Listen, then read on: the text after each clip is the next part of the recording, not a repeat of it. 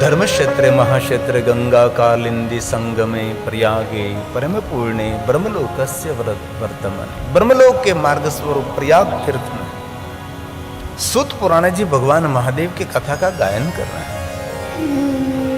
भगवान महर्षि वेदव्यास रचित शिव महापुराण अंतर्गत भगवान विष्णु जी ने नारद जी को शिव भक्ति का मार्गदर्शन किया है। और जीवन में किसी को भगवान महादेव की भक्ति की ओर प्रेरित करना ये सबसे बड़ा पुण्य है। इस संसार में बहुत सारे मनुष्य इधर उधर यहां वहां बहुत सारे स्थानों पर भटक रहे हैं। उनको शिव तक पहुंचाना ये सबसे बड़ा पुण्य है। महर्षि भगवान वेदव्यास जी ने शिव महापुराण अंतर्गत कहा, कलयुग में बहुत सारे मनुष्य कलयुगी देवताओं को समर्पित हो जाएंगे। कलयुग में बहुत सारे ऐसे देवता जो कलयुग में प्रकट हुए, उनका विस्तार में नहीं करना चाहता, लेकिन इस वर्तमान में हम देख रहे हैं जिन देवी देवताओं का कहीं शास्त्रों में उल्लेख नहीं है, कहीं पुराणों में उल्लेख नहीं है, ऐसी देवी देवताओं के पीछे वो भाग रहे हैं। आज का मनुष्य भ्रमित है, एक कलयुग का प्रभाव है। अपना मूल को छोड़कर भगवान शिव जी को छोड़कर अन्य स्थान पर वो भटक रहे हैं। ऐसे बहुत सारे मनुष्य हैं, उनको भगवान महादेव की ओर ले जाना ये सबसे बड़ा पुण्य है। भगवान श्री हरि भगवान विष्णु जी नारद जी को कहते, नारद ताप संताप और उद्वेग में से मुक्त होने के लिए हे नारद जी आप पंचाक्षर मंत्र ओम नमः शिवाय मंत्र का जाप कर। सर्वश्रुति श्रुतम मंत्र जपक्षरक्षरम नमः शिवाय के साथ प्रणव को जोड़कर आप उस मंत्र का जाप करें और बाल में भस्म का त्रिपुंड करें। और आदर और भक्ति के साथ नारद जी आप रुद्राक्ष को धारण करें। भगवान विष्णु जी ने नारद जी को 3 बात बताई हैं और एक श्लोक में और भी 3 बात कही है। ये सभी श्लोक भगवान विष्णु के मुख में से प्रकट हुए हैं। ये भगवान श्री हरि विष्णु जी का प्रसाद है। कथा श्लोकात्मक होनी चाहिए। जो कुछ आपके समक्ष हम कह रहे हैं उनका कोई आधार है होना चाहिए। भगवान श्री हरि भगवान विष्णु जी ने नारद जी को एक श्लोक में 3 बात बता दी। ध्यान से सुने, आदर के साथ श्रवण करें और गहरी भक्ति के साथ भगवान महादेव की जैसे हम पूजा कर रहे हैं वैसे भगवान महादेव की कथा श्रवण करने का प्रयास करें। और एक एक श्लोक महादेव की पूजा है, एक एक श्लोक शंकर भगवान की वंदना है। इसलिए आदर और भक्ति के साथ और गंभीरता के साथ श्रवण करने का प्रयास करें। शृणु शैवीं कथा नित्यम्। भगवान विष्णु जी ने नारद जी को कहा कि नारद जी आप नित्य भगवान महादेव की कथा का श्रवण करिए। भगवान महादेव की कथा सुनने से जो फल मिलता है, फलम वक्तुं न शक्नोमि। भगवान महर्षि वेदव्यास जी ने कहा कि जो भगवान महादेव की कथा सुनने से फल मिलता है, इस फल का वर्णन मैं स्वयं नहीं कर सकता, उसका वक्तव्य मैं नहीं दे सकता, उसके पर मैं वर्णन नहीं कर सकता।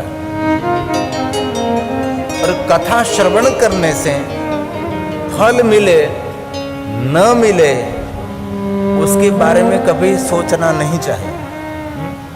कथा श्रवण करके कोई फल मिले न मिले, लेकिन मैं हृदय से कहता हूं कथा श्रवण करने से फल मिले न मिले मुझे पता नहीं, लेकिन कथा श्रवण करने वाले का जीवन कभी निष्फल नहीं होता, ये मैं कह सकता हूं। ये हमारा अनुभव है, हमारा स्वयं का अनुभव है। क्योंकि हमारी पूजा अर्चन में फल श्रुति दिखा, ये करो तो ये मिलेगा, ये करो तो ये मिलेगा, वो तो लालची भक्ति कहलाती है। वो भक्त कोई श्रेष्ठ उपासक नहीं है। श्रेष्ठ उपासक वो है बिन शर्ती शरणागति भगवान की स्वीकार। कोई भी स्थिति में हम प्रसन्न रहने का प्रयास करें, कोई भी स्थिति में भगवान आपका हम भजन करें। उनको श्रेष्ठ भगवान का भक्त कहा है। इसलिए हम सब लालची भक्ति करना नहीं चाहते। एक ही लालच जीवन में होनी चाहिए, श्रवण प्रीति ही लालसा। भगवान की कथा श्रवण करने के हमेरे में लालच होनी चाहिए। भगवान श्री हरि भगवान विष्णु जी ने कहा, नारद जी आप भगवान महादेव की कथा का श्रवण करें और रोज श्रवण करें। सुनो शिव कथाम नित्यम, रोज सुनना चाहिए। कथा 9 दिन श्रवण करी और बात पूर्ण होगी नहीं, रोज थोड़ा थोड़ा सत्संग करते रहो। सत्संग हमारे जीवन का अमृत है। जिनके जीवन में सत्संग नहीं वो जीवन ही जीवन नहीं। पहले तो सत्संग बहुत दुर्लभ था, अब सत्संग दुर्लभ नहीं है, अब तो बहुत सुलभ हो गया, बहुत सरल हो गया। आपके मोबाइल खोलो, इनमें जिन वक्ता को श्रवण करना चाहते बहुत सारे वक्ता हैं, निरंतर बोल रहे हैं। टेलीविजन शुरू करो, आध्यात्मिक धार्मिक चैनल शुरू करो, कोई भी वक्ता आपके सामने वक्तव्य दे रहा है। एक युग था बहुत दुर्लभ था, तुलसी दुर्लभ हो। संत समागम हरि कथा, कोई संतों का संग, साधुओं का संग और हरि का था।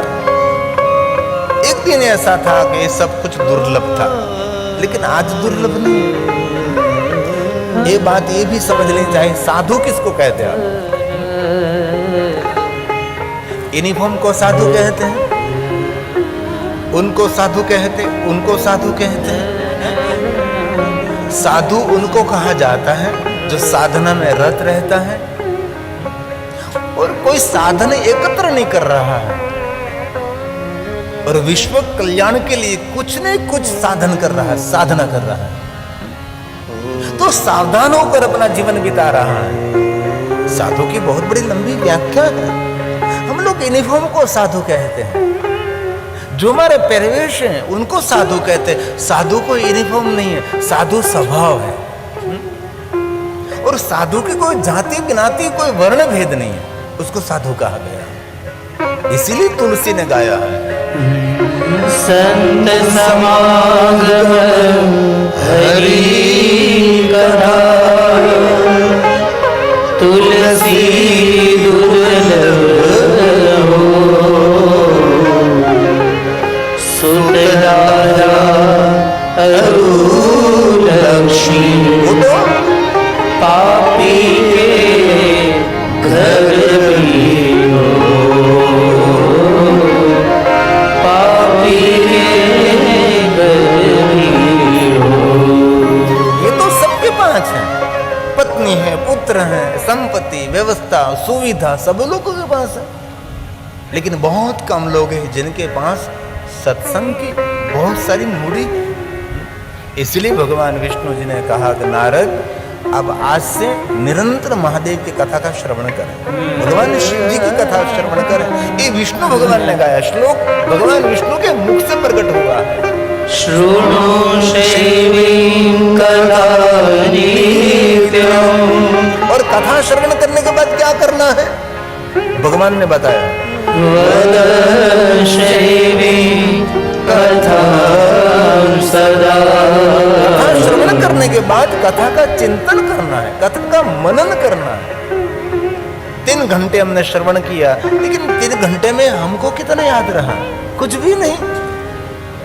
और याद रहा इनमें से हमने अनुसरण क्या किया, अनुकरण क्या किया, हमने जीवन में क्या पकड़ लिया। और बहुत दिल से एक बात कहना चाहता हूं, कथा श्रवण करने के बाद हमारे व्यवहार में कुछ बदलाव होना चाहिए। बाकी तो तमाशा हुआ, कुछ बदलाव नहीं आया व्यवहार में, विचारों में, वाणी में, कुछ भी नहीं। जहां वे वहां ही रहने वाले आप हैं। कथा एक बहुत बड़ी यात्रा है और ये यात्रा जीवन को मंगलमय करने की यात्रा है। सालों से कथा निरंतर हो रही है और दुनिया हमारे पर दोष लगाते हैं, इतनी बड़ी बड़ी कथा करते हैं, समाज में कोई सुधार नहीं हो रहा है। और पहले दिन मैंने कहा था, कथा समाज को सुधारने का साधन नहीं है, कथा भक्तों की साधना है, कथा एक उपासना है। इसलिए शिव महापुराण ग्रंथ के प्रारंभ में कहा सज्जने क्रियते कथम, ऐसा नहीं कहा दुर्जने क्रियते कथम। दुर्जन लोगों को अपने जीवन में क्या करना चाहिए ऐसा शिव महापुराण ग्रंथ में नहीं कहा। कथा दुर्जनों के लिए नहीं है, कथा सज्जनों के लिए है, कथा पुण्यवान लोगों के लिए, कथा भाग्यवान लोगों के लिए, कथा ये पापी लोगों के लिए और कथा दुर्जनों के लिए नहीं है। कथा समाज को सुधारने का साधन नहीं है, कथा भक्तों की साधना है। परमात्मा के प्रति प्रेम व्यक्त करने का एक सबसे बड़ा यज्ञ, सबसे बड़े अभियान ये भगवान की कथा है। इसलिए कथा श्रवण करने के बाद उसका चिंतन करें, उसका मनन करें। भगवान विष्णु ने पहली बात कही शुणु कथा शिवम, नित्य कथा का श्रवण करें, वद शिवम कथा, उसका चिंतन करें।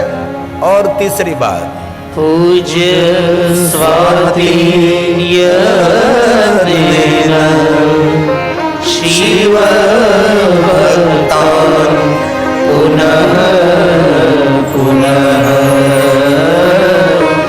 शिव भक्तान पुनः पुनः। जितने महादेव के भक्त हैं उनके संग में रहो और महादेव के भक्तों के संग में रहकर महादेव के भक्तों की सेवा करो। यहां विष्णु भगवान ने नारद जी को महादेव की सेवा करने के लिए नहीं कहा। भगवान विष्णु जी ने नारद जी को शिव भक्तों की सेवा के लिए कहा और स्वयं महादेव ने भी कहा है मेरे भक्त का कोई आदर करते हैं ना वही मेरा आदर है, मेरे भक्त को कोई प्रसन्न करता है ना उनमें मेरी प्रसन्नता है, मेरे भक्तों में मैं निरंतर निवास करता हूं। ऐसा स्वयं भगवान शंकर जी ने भी शिव महापुराण ग्रंथ में कहा है। इसलिए भगवान विष्णु जी ने कहा नारद महादेव के भक्तों के संग में रहो, शिव भक्तों के संग में रहो। शिव भक्त कौन? जिन्होंने भाल में भस्म त्रिपुंड किया वो महादेव का भक्त है, जिन्होंने बहुत सारे रुद्राक्ष की माला पहन ली वो भगवान महादेव का भक्त है। वो तो प्रवेश द्वार, वो तो यूनिफॉर्म, ये तो पहचान है। हम शिव भक्त किसको कहते हैं?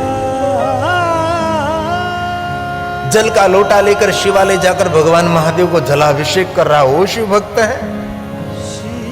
बहुत सारे वृक्षों को दुख देखकर बिल्व पत्र तोड़ रहा है, बहुत सारे पुष्प को पौधों को फूल तोड़ रहा है, पुष्प तोड़ रहा है और बहुत सारे पुष्प लेकर शिव जी की पूजा कर रहा है, वो शिव भक्त है। शिव भक्त का लक्षण क्या है? त्रिपुण तो एक पहचान है, रुद्राक्ष तो एक पहचान है, जल चढ़ाना पुष्प चढ़ाना वो तो विधि है, वो तो कर्म है और क्रियाकांड है, हमारे कर्म है। भगवान के प्रति हम भाव प्रकट करने की एक परंपरा है। शिव भक्त उनको कहा जाता है जिनके हृदय में सभी के प्रति सुख और कल्याण का भाव, उनको शिव भक्त कहा जाता है। ये महादेव के भक्तों की व्याख्या है शिव महापुराण ग्रंथ में। ऐसा नहीं समझ लेना कि भस्म का त्रिपुंड कर लिया, रुद्राक्ष की माला पहन ली और शिवालय रोज जा रहा है, जलाभिषेक कर रहा है, पत्र चढ़ा रहे, पुष्प चढ़ा रहे, चंदन चढ़ा रहे, घंटों तक शिवालय में बैठा रहता है, वो तो क्रिया है। भगवान के प्रति प्रेम प्रकट करने की हमारी एक परंपरा, हमारी एक मानसिकता, उनको श्रेष्ठ शिव भक्त नहीं कहा जाता, वो तो क्रिया है। श्रेष्ठ और सर्वश्रेष्ठ शिव भक्त तो उनको कहा जाता है सबके प्रति आदर, सबके प्रति प्रेम, सबके प्रति भाव, सबके प्रति सुख और कल्याण का भाव। उनको पूर्ण शिव भक्त नहीं कहा जाता। पूर्ण शिव भक्त तो उनको कहा जाता है जिनके साथ शत्रुता है उनके प्रति भी कल्याण का भाव, उनको शिव भक्त कहा जाता है। ये महादेव के भक्तों की व्याख्या है। हम लोग तो ऐसा समझ लेते बस वो शिवालय रोज जा रहा है लेकिन नहीं करने जैसा काम भी कर रहा है। पहले तो अपने जीवन को थोड़ा सा बदले, कभी कल्याण नहीं होगा। ये महादेव ने सब कुछ कहा, शिव महापुराण ग्रंथ में सब कुछ श्लोकात्मक है। भगवान विष्णु जी ने कहा नारद जी महादेव के भक्त को संग में रहो और महादेव की कथा श्रवण करके कथा का मनन करो। और शिव महापुराण अंतर्गत भगवान ने कहा है भगवान को और भगवान तक पहुंचने के लिए 9 मार्ग दिखाए हैं जिनको हम नवधा भक्ति कहते हैं। शिव महापुराण ग्रंथ में उसका बहुत विस्तृत वर्णन है। लेकिन ये 9धा भक्ति में 3 भक्ति जो प्रधान है, ये 9 मार्ग पर हम नहीं चल सकेंगे। इसलिए भगवान विष्णु जी ने कहा कि ये 3 मार्ग पर चलिए। इनमें पहला मार्ग है भगवान तक पहुंचने के लिए, जीवन को श्रेष्ठ बनाने के लिए, हमारा प्रेम परमात्मा शिव जी के चरणों में समर्पित करने के लिए पहला मार्ग है श्रोत्रेण श्रवणं तस्य। भगवान ने कर्ण दिए तो कथा का श्रवण करते रहो। कथा सुनना कोई छोटी बात नहीं है। कृतार्थम कृतार्थम पुनः पुनः भगवान की कथा श्रवण कर रहे कोई छोटी बात, नानी बात नहीं है। वो बहुत जीवन की सबसे बड़ी उपलब्धि है। और मैं आप सबका बहुत हृदय से धन्यवाद करता हूँ। इतनी गर्मी, इतना ताप होते हुए भी आप समय पर कथा में पधार जाते हैं, इसलिए आप सबका तो बहुत हृदय धन्यवाद। आप सभी के माता पिता को मैं गिरी बापू हृदय से प्रणाम करता हूँ, क्योंकि आपके माता पिता ने कहीं न कहीं कोई संस्कार दिया है, कहीं न कहीं कहा है कि बेटा कथा श्रवण करनी चाहिए, बेटा कथा सुननी चाहिए। जितना समय मिले इतने समय भगवान की कथा श्रवण करो। एक घड़ी आधी में पुनियाद, तुलसी संगत साधु के कटे कोटि अपराध। कथा श्रवण करो बेटा। ये आपके माता पिता के संस्कार है, आपके पूर्वजों का संस्कार है। ये संस्कार आज फलित हो रहा है। और बहुत भाई बहन आज रविवार की छुट्टी का दुरुपयोग नहीं, सदुपयोग कर रहे हैं। आज रविवार का सदुपयोग कर रहे हैं, कथा श्रवण कर रहे हैं। इसीलिए कथा श्रवण करना वो सबसे बड़ी जीवन की उपलब्धि है। ऋषि मुनियों ने देवताओं को कहा भद्रम करने विष्णुयाम देवा। ऋषि मुनियों कहा धन संपत्ति वैभव मिले, नहीं, पद पदवी मिले, नहीं, हमको तो भगवान की कथा श्रवण करने का अवसर मिले। और भद्र अब भद्र को सुनने का अवसर मिले, भद्र श्रेष्ठ कथा और श्रेष्ठ को वार्तालाप सुनने का अवसर मिले। ये ऋषि मुनियों ने भगवान देवताओं को कहा है भद्रम कर्णेभिः भद्रम कर्णेभिः शृणुयाम देवा। एक बार जीवन में याद रखना, कभी घर से बाहर निकल रहे हो और किसी के मुख से कोई सुंदर सुभाषित सुनने का अवसर मिल गया तो समझ लेना चाहिए आज हमारा पुण्य उदय हुआ है। क्या सही सुनने का अवसर ही नहीं मिलता। जहां देखो वहां गदवाड़ सुनने का अवसर मिलता है, सुभाषित सुनने का अवसर मिले। और कोई आपके जीवन के मार्ग में मिले ने 2 बात सुंदर सुनाइए उनको। मैं सुन देखे तो मैं 2 बात आपको सुंदर सुनाना चाहता हूं। और किसी के दीवार पर कोई सुंदर सूत्र लिखा है, वो पढ़कर भी जीवन को सूत्रात्मक बनाना चाहते हैं, बना सकते हैं। कोई दीवार पर कोई सुंदर सूत्र लिखा है तो भी सुनकर, ये पढ़कर आपके जीवन को सूत्रात्मक बना सकते हैं। उनको जीवन कहा। इसलिए ऋषि मुनियों ने देवताओं के पास कोई वैभव नहीं आता। भगवान सुंदर हमको वार्तालाप सुनने का अवसर मिले, सुंदर भगवान की बातें सुनने का अवसर मिले, जीवन निर्माण करने के लिए सुंदर सुभाषित मिले। शृणुयाम देवा भद्रं पश्येमाक्षभिर्जजा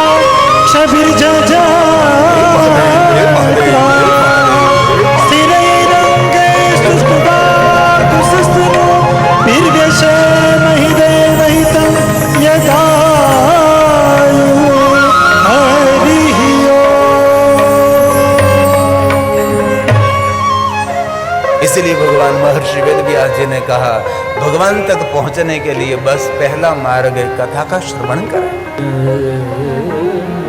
ये शिव महापुराण ग्रंथ के सभी श्लोक हैं। ये देवलिपि देवभाषा संस्कृत में है। श्रोत्रेण श्रवणं तस्य वचसा कीर्तनं तथा मनसा मननं तस्य महासाधनं मुच्यते महासाधनं।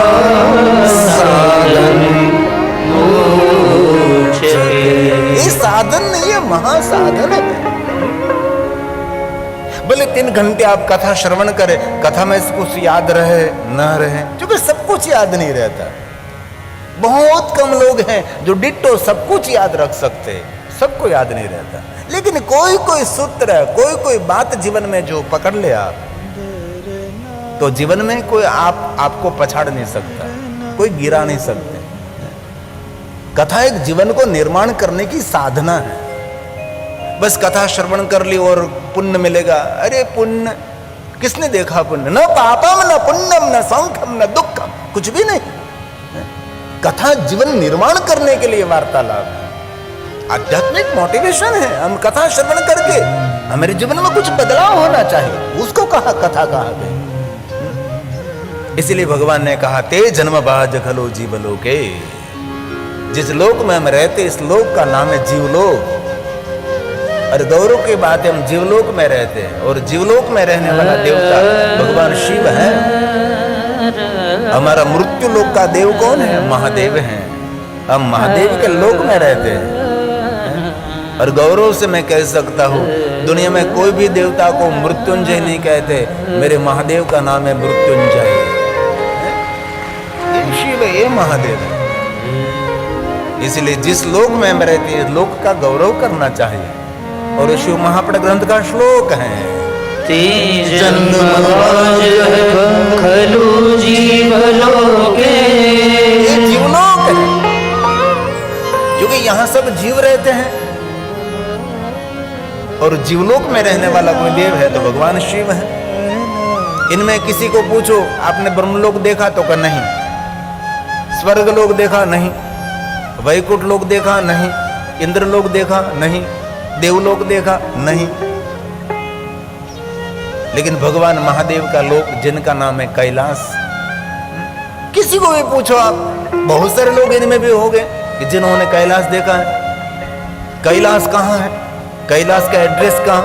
कैलाश मृत्यु लोक में है, हमारे लोक में। इसलिए शंकर भगवान को क्या कहते हैं? शंकर लोक शंकर। हमारे लोक में कोई रहने वाला देव है तो भगवान महादेव है। इसलिए हम शंकर जी के लोक में रहते हैं। शंकर जी का निवास कहाँ? तो कैलाश में है।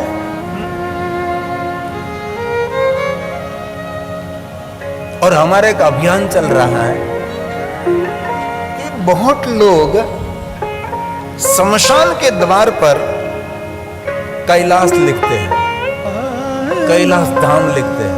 बहुत गलत है। इतना बड़ा भारी दिव्य शब्द आपने शमशान के द्वार पर लिख दिया। और बहुत लोग ऐसा भी मानते हैं कि भगवान शिव जी शमशान का देवता है। भगवान शिव जी शमशान का देव नहीं है, भगवान शिव जी कैलाश का देव है। कैलाश किसको कहते हैं आप? हम गुजरात में निरंतर ये प्रचार प्रसार कर रहे हैं कि शमशान के द्वार पर कभी कैलाश नहीं लिखना चाहिए, क्योंकि कैलाश कोई शमशान नहीं है। कैलाश उनको कहा जाता है जहां से एक स्वर्ग नहीं, जहां से करोड़ों करोड़ों स्वर्ग का निर्माण किया जाता है। स्वर्ग का भी स्वर्ग, जहां से स्वर्ग को उतारा जाता है, जहां से स्वर्ग का जन्म लिया जाता है, जहां से स्वर्ग को निर्माण किया जाता है, उसको कैलाश कहा जाता है। अरे आपने भगवान महादेव को शमशान का देवता मान लिया, किसने कहा आपको? भगवान महादेव जी शमशान का देव नहीं, भगवान शिव जी कैलाश का देवता है। और कैलाश कोई शमशान नहीं है। इस श्लोक शिव महापुराण ग्रंथ का है। कैलाशे भवनं रम्यं, पूरे ब्रह्मांड में कैलाश जितना सुंदर है, इतना सुंदर कोई स्वर्ग लोक भी नहीं है, वैकुंठ लोक भी नहीं, ब्रह्मलोक भी नहीं, सूर्यलोक भी नहीं, देवलोक भी नहीं, इंद्रलोक भी नहीं। कोई लोक कैलाश समान सुंदर नहीं है।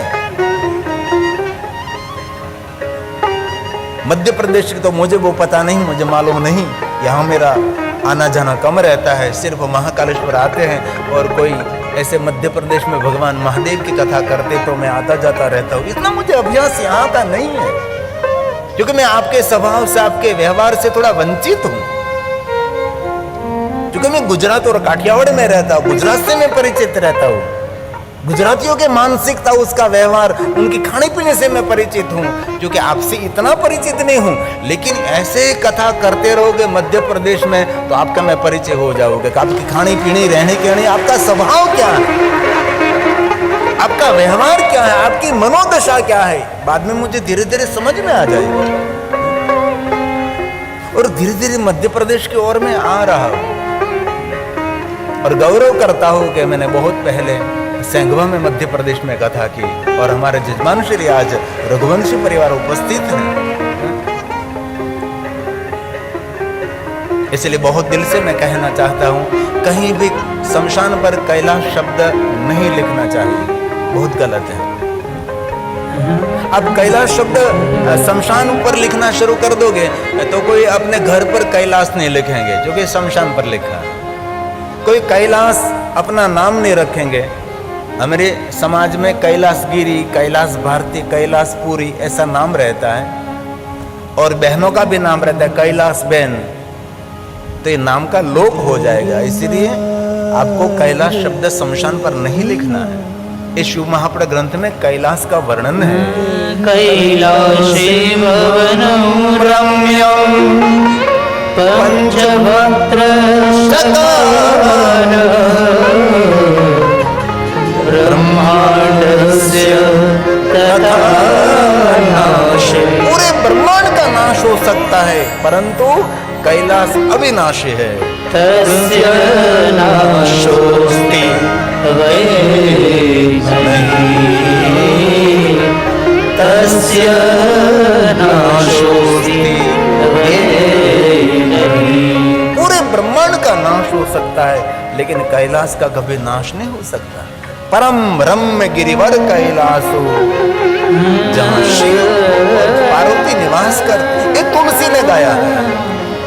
परम रम्य गिरिवरो कैलासो, जहां नित्य भगवान शिव और पार्वती निवास करते हैं।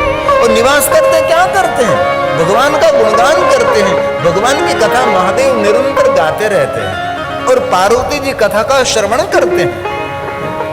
ये रामचरित मानस तुलसी का प्रसाद है, परम रम्य। परम रम्य गिरिवरो कैलासो, नित्य सदा सदा जहाँ शिव उमा निवासो, सदा जहाँ शिव उमा निवासो। सिद्ध तपोधन जोगी जन सूर किन्नर, बस ही सुकृति, पुण्यवान लोग वहां रहते हैं। सुकृति मतलब श्रेष्ठ से जिन्होंने कर्म किया है, श्रेष्ठ कर्म किया, बहुत बड़े पुण्य के यज्ञ किए, ये भगवान शिव के आसपास रहते हैं। ये रामचरित मानस दो। सिद्ध तपोधन जोगी जन सूर किन्नर मुनिजन मुनिवनंद, सुर किन्नर मुनिवृंद, लोग वहां निवास करते। बस ही जहाँ सकृति सकल, सेवही शिव सुख कंद, सेवही शिव सुख कंद। एक कैलाश की महिमा। तो कैलाश कहाँ आया है? हमारे लोक में, मृत्यु लोक में कैलाश है। इसलिए हम सब भगवान महादेव के लोक में रहते हैं। इसलिए जो इस लोक में रहकर भगवान महादेव का भजन नहीं करता वो प्रकृति का ऋणी रहता है। प्रकृति का ऋण है। प्रकृति का ऋण धरती धन देती है, आकाश अनुग्रह करता है, इतने सभी वृक्ष हम सबको प्राण देते हैं, ऑक्सीजन देते हैं, प्राणवायु देते हैं, हैं? प्रकृति से हमारा जीवन निर्भर है। इसलिए इस प्रकृति के ऋण में से मुक्त होने के लिए भगवान शिव का अवश्य स्मरण करना चाहिए, भगवान को याद करना चाहिए। इसलिए कहा जो महादेव का ध्यान करते हैं, भगवान शिव को याद करते हैं, उसका है जन्म लेना सफल है। ते जन्मबाज, ते जन्मबाज खलु जीवलोके यो। इस जीवलोक में कौन मंगल है? जो भगवान शिव जी का ध्यान करते हैं। ये शिव महापुराण ग्रंथ का श्लोक है। ते जन्मबाज खलु जीवलोके वै सदा ध्यायन्ति विश्वनाथम्। विश्वनाथ का जो ध्यान करते हैं, और भगवान शिव जी ध्यान का देवता है। पूजा तो प्रक्रिया है, जो ध्यान नहीं करता वो पूजा करता रहता है। और भगवान श्री हरि विष्णु जी ने कहा कि देवताओं, मैं आप सभी को सुंदर सुंदर शिवलिंग दे रहा हूं, लेकिन ये स्थूल शिवलिंग की पूजा करते करते आपको आत्मलिंग की ओर गति करना है। वैसे जीवन पर्यंत जल चढ़ाते रहो, चंदन चढ़ाते रहो, बिल्वपत्र चढ़ाते रहो, पुष्प चढ़ाते रहो, पूजा अर्चन करते रहो। नहीं नहीं नहीं, भगवान विष्णु ने सभी देवताओं को मार्गदर्शन दिया है, ये जीवन पर्यंत नहीं करना है। सिर्फ अपना मन भगवान शिव जी में लगाने के लिए ये प्रयोग है। एक बार शिव जी में मन लग गया, शिवलिंग ध्यान का प्रतीक है और शिवालय ध्यान केंद्र है। जो सही अर्थ में शिवालय हो तो, बाकी सही अर्थ में कहीं शिवालय भी दिखाई नहीं देता। शिवालय एक मंत्र है, शिवालय एक यंत्र है। शिवालय किसको कहते हैं? शिवालय की रचना कैसी होनी चाहिए, उनका भी विज्ञान है। और आप मुझे कहो, कहीं शिव जी का वर्णन आपने देखा कि महादेव जी पूजा कर रहे हैं? नहीं, पूजा का विरोधी नहीं, मैं बात समझाने का प्रयास करता हूं, आगे ले जाने के लिए मैं प्रयास करता हूं। सिर्फ आप एक धोरण में पढ़े रहो, पहले धोरण में पढ़े रहो, बस प्राइमरी स्कूल में ही आप पढ़ते रहो। नहीं नहीं, आपको आगे निकलना है, प्राइमरी स्कूल में नहीं रहना है। कहीं आपने देखा भगवान शिव जी यज्ञ कर रहे हैं?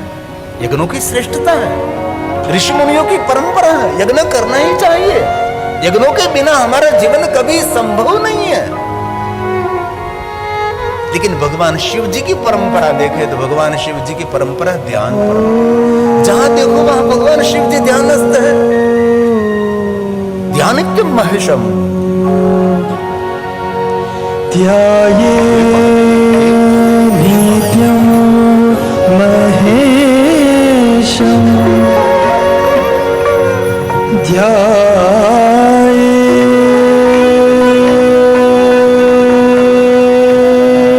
ये महादेव के लिए गाया गया, महादेव के लिए कहा गया।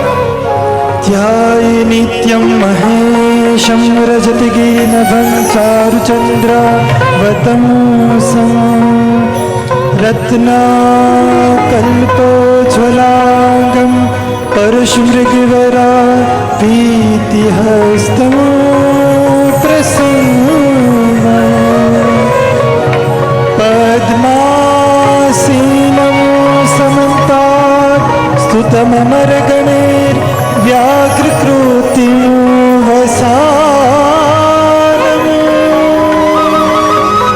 विश्वाद्यं विश्ववन्द्यं निखिलभयहरं पञ्चवक्त्रं त्रिनेत्रं विश्वाद्यं विश्ववन्द्यं निखिलभयहरं पञ्चवक्त्रं। भगवान महादेव का रूप, भगवान शिव जी का स्वरूप, भगवान शिव जी ध्यान के देवता है। और मैं सच कहता हूं, कभी शिवालय जाकर आप जल न चढ़ा सको, बिल्वपत्र न चढ़ा सको, पुष्प न चढ़ा सको, चंदन न चढ़ा सको, शिवालय जाकर मौन होकर बैठना वो सबसे बड़ी शिव जी की पूजा है। उससे बड़ी कोई पूजा नहीं हो सकती। लेकिन शिव जी के पास जाकर कितना शोर करते हैं। नहीं नहीं, शिव जी मौन के देवता है, शिव जी ध्यान के देवता है। मन एकाग्र करने के लिए शिवलिंग ये ध्यान का एक प्रतीक है। ध्यान लिंगाय नमः, अकार लिंगाय, उकार लिंगाय, मकार लिंगाय। शिवालय ध्यान के अंदर है। वहां जाने से मौन होकर बैठना वही शिव जी का श्रेष्ठ पूजन है। कभी तो समझे हम कुछ। इसलिए शिव महापड़ ग्रंथ में कहा, ते जन्म बाज कलो जीवलोके वे सदा ध्यायन्ति। जो निरंतर भगवान शिव का ध्यान करते हैं उनका ही जन्म लेना सफल है। मैं नहीं कह रहा, मैं तो सिर्फ मध्यस्थी हूं। ते जन्म बाज खलु जीवलोके वै सदा ध्यायन्ति विश्वनाथम्। वाणी गुणान् स्तोति कथा शृणोति। श्रोत्रं द्वयं ते भवमुद्धरन्ति। श्रोत्रं द्वयं ते भवमुद्धरन्ति। जो कोई मनुष्य भगवान शिव की स्तुति करते हैं, जिनकी वाणी भगवान का गुणगान करते हैं, जिनका कान भगवान की कथा का श्रवण करते हैं, कोई प्रयास नहीं करना पड़ेगा, बिन प्रयास वो मनुष्य भव पार हो जाएगा। इस श्लोक में कहा, वाणी गुणान स्तोत्रम कथाम सुनोति। कथा श्रवण करते रहो, वाणी के द्वारा भगवान का गुणगान। इस श्लोक में कहीं नहीं कहा। ये मूल हमारा है, मूल। लेकिन यहां तक तो कोई पहुंचता ही नहीं। वृक्ष किसी ने लगाया है, किसी ने पानी पाया है, किसी ने बड़ा किया, और आपके स्वार्थ के लिए आप पन्ने तोड़ रहे हैं। तोड़ तोड़ कर आप महादेव को चढ़ा रहे हैं। उसकी महिमा जरूर है, लेकिन बिल्व पत्र तोड़ने का किसको अधिकार है? जिन्होंने बिल्ववृक्ष लगाया, जिन्होंने बिल्ववृक्ष की सेवा की, उसका पालन पोषण किया, बाद में इस वृक्ष का पूजन किया, आज्ञा ली कि हमारे स्वार्थ के लिए हम पत्ता लेना चाहते हैं आपके पास से, बाद में पत्र तोड़ सकते हैं। ये विधि है। एक बार हमारे जूना अखाड़े के आचार्य श्री अवधेशानंद गिरी जी महाराज ने उन पर बहुत बड़ा प्रवचन किया था। किसी को कोई पुष्प तोड़ने का अधिकार नहीं, किसी को कोई पत्र तोड़ने का अधिकार नहीं, ऐसा अवधेशानंद गिरी जी महाराज ने पूरा विवरण किया था। और हम लोग तो क्या करते हैं? इसलिए भगवान विष्णु जी ने कहा, जिनकी वाणी भगवान का गुणगान करती है, जिनके कान भगवान की कथा का श्रवण करते हैं, उसका ये जन्म लेना सफल है। बिन प्रयास वो मनुष्य भव पार हो जाएगा।